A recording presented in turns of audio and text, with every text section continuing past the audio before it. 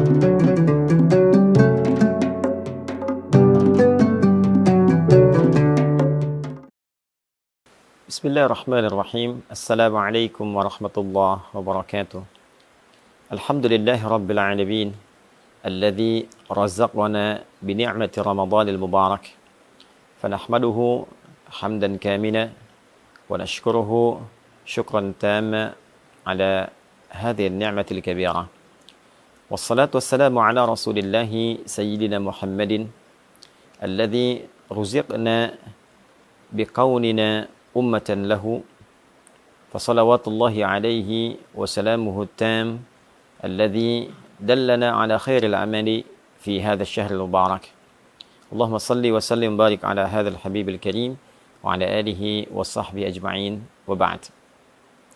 Saudara-saudariku dimanapun Anda berada, alhamdulillah kita sangat bersyukur pada Allah Subhanahu wa taala. Tahun ini kita kembali diberikan kesempatan untuk mendapati, menemui, dan memaksimalkan potensi kita untuk beribadah di bulan Ramadan yang penuh dengan berkah, penuh dengan limpahan kasih sayang Allah Subhanahu wa taala, yang tidak semua hamba-hamba Allah mendapati kesempatan yang sangat berharga, istimewa, dan membahagiakan ini. Untuk itu, penting kiranya kita mengetahui beragam keistimewaan dimaksud, sehingga dengan itu memberikan motivasi yang besar dan mendalam kepada kita untuk menyusun strategi, menyiapkan kurikulum amal, sekaligus memotivasi diri kita untuk senantiasa bersemangat dalam menjalankan semua kurikulum amalan yang telah kita dapati itu. Teman-teman, dimanapun Anda berada, di antara keistimewaan Ramadan yang tidak bisa ditandingi, sulit didapati di waktu-waktu lainnya adalah berlimpahnya anugerah Allah Subhanahu wa taala, yang diantara sekian banyak anugerah itu adalah ampunan Allah yang ditebarkan kepada seluruh hamba-hambanya tanpa kecuali dan mencakup semua jenis dan ragam dosa yang pernah dilakukan oleh seorang hamba. Terkait dengan ini, Nabi sallallahu alaihi wasallam memberikan kabar gembira sekaligus penguatan akan hal dimaksud, dan didokumentasikan penguatan ini oleh Al-Imam Al-Bukhari juga Al-Imam Muslim, khususnya dalam kedua kitab sahih mereka. Di Al-Bukhari misalnya nomor hadis ke-38, pun demikian Imam Muslim menyantumkan dengan redaksi yang serupa di nomor hadis 760. Keduanya mengambil riwayat dari sahabat Abu Hurairah Abdurrahman bin Sakhr radhiyallahu taala anhu dari Nabi sallallahu alaihi wasallam, beliau bersabda, "Man shama Ramadana imanan wa ihtisaba, ghufira lahu ma taqaddama min dhanbi." Man, siapapun, mencakup laki-laki, perempuan, besar, kecil, tua, muda, apapun profesinya. Dan ini sifatnya secara personal. Ketika disebutkan man, artinya menunjuk secara personal. Dan dia memiliki juga keumuman makna. Artinya, berlaku secara personal, namun dibuka umum bagi siapapun. Baik laki-laki, perempuan, dengan segala sifat yang telah tadi kami sebutkan. Artinya peluang ini seakan-akan Nabi memberikan beritanya secara personal kepada kita. Wahai Adi Hidayat, wahai fulan, wahai fulana. Man shama Ramadana. Siapapun di antara Anda yang mampu menunaikan puasa Ramadan. Perhatikan kalimatnya. Kata puasa dimaksud sama diikat dengan waktu Ramadan. Jadi tidak ditemukan di waktu-waktu yang lain.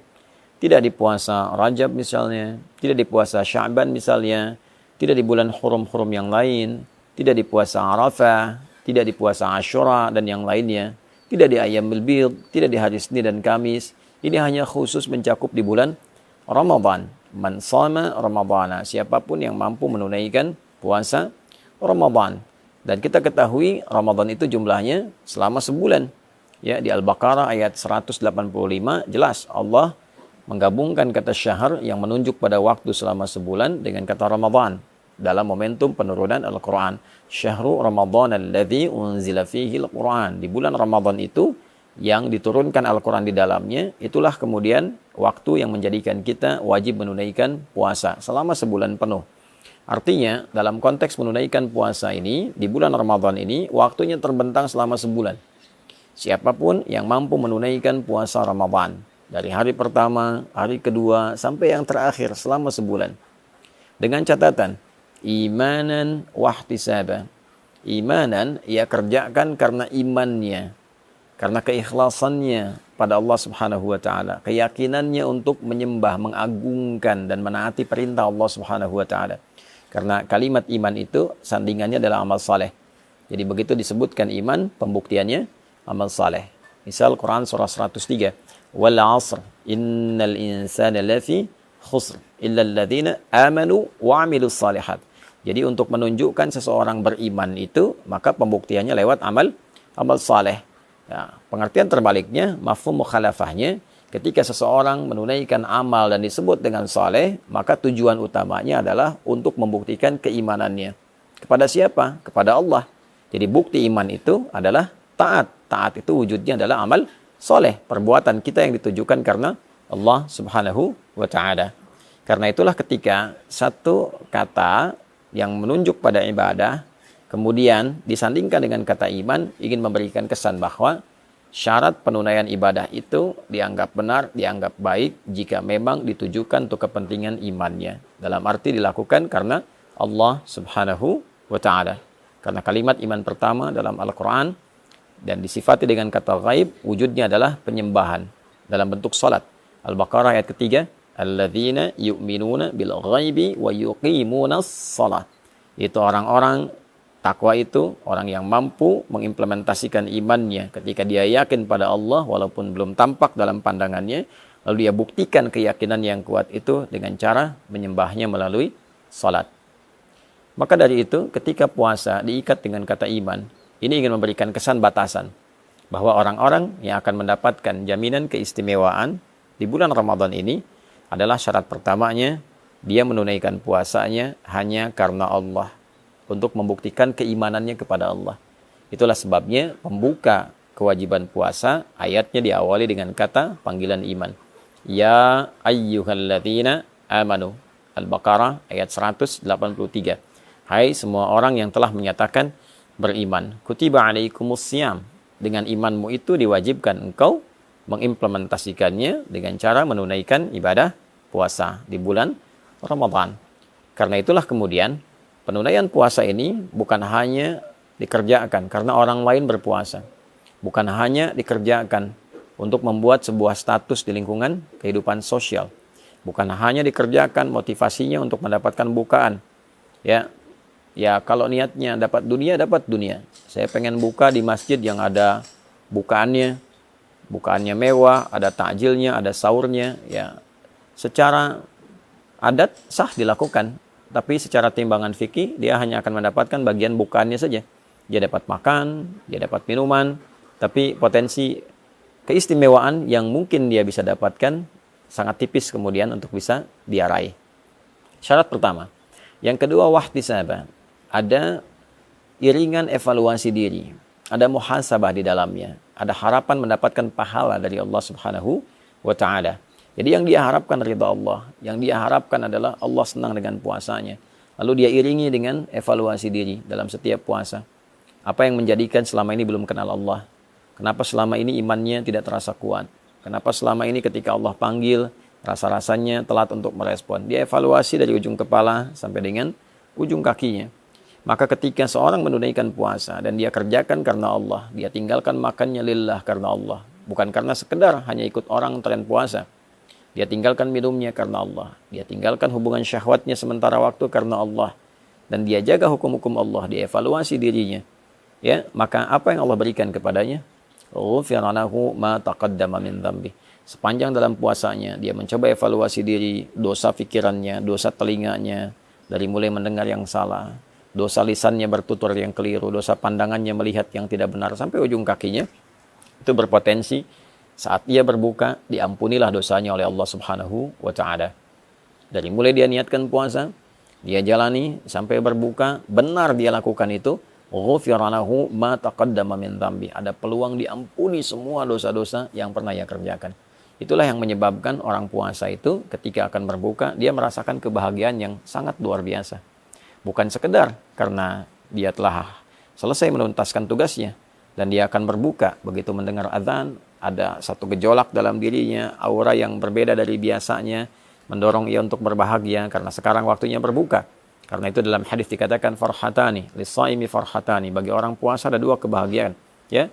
Farhatun 'inda yuftir, 'indama yuftir, satu kebahagiaan atau kama qala Rasulullah SAW, diraihnya ketika ia sedang berbuka, ya. Dan yang kedua, farhatun adalah satu kebahagiaan indama yalqa rabbahu bisyamihi, ketika ia kembali kepada Rabbnya dengan pahala puasa yang ditampilkan kepadanya. Maka saat ia berbuka ia gembira, bukan karena sekedar puasa telah selesai, tugas telah dilakukan, tapi dia bahagia pula karena pada saat itulah Allah berpeluang mengampuni semua dosa-dosa yang pernah ia kerjakan. Saat ia kembali kepada Allah, dia kembali dalam keadaan bersih, pahala telah dia dapatkan dari bacaan Quran, dari sholat, dari kajian-kajian, dari tilawah dan sebagainya, sehingga dia gembira. Dan disambutlah ia saat kembali itu dengan diperintahkan untuk memasuki pintu khusus dengan pahala puasanya, yaitu pintu Ar-Rayyan. Allah Subhanahu wa taala menyampaikan kepada Nabi untuk memberikan kabar gembira. Inna fil jannati baban yuqalu Ar-Rayyan. Di surga itu ada satu pintu yang disebut dengan Ar-Rayyan. La yadkhuluhu illa as-shaimun. Tidak akan dimasuki oleh hamba manapun kecuali ahli puasa.